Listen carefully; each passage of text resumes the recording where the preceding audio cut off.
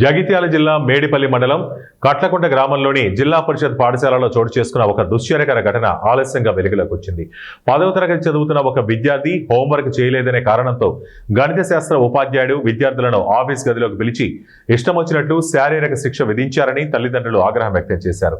తరచూ విద్యార్థులను కొడుతూ భయభ్రాంతులకు గురి చేస్తున్నాడని తల్లిదండ్రులకు చెప్పడానికి కూడా విద్యార్థులు భయపడుతున్నారని ఉపాధ్యాయునిపై డీఈఓకు ఫిర్యాదు చేయగా డీఈఓ ఎల్రాము ఫిర్యాదుపై స్పందించి గణిత శాస్త్ర ఉపాధ్యాయునికి షోకాజ్ నోటీస్ జారీ చేయడం జరిగిందని విద్యార్థుల తల్లిదండ్రులు తెలిపారు.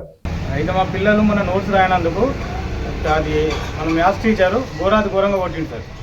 నోట్స్ అతని దగ్గర పెట్టుకొని పిల్లలు మరి ఇట్లా సార్ మీ దగ్గర నోట్స్ ఉన్నాయి మనం ఎట్లా రాయాలని అడిగితే వీళ్ళని ఆఫీస్ రూమ్లో తీసుకుపోయి ఇష్టం వచ్చినట్టు కొట్టింది సార్.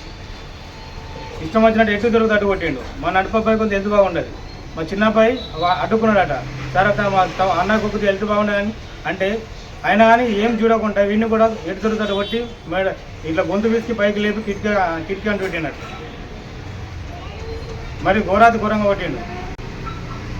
ఇప్పుడు కొట్టిరని నాకు ఫోన్ చేసిన తర్వాత హెచ్ఎం గారికి ఫోన్ చేసిన.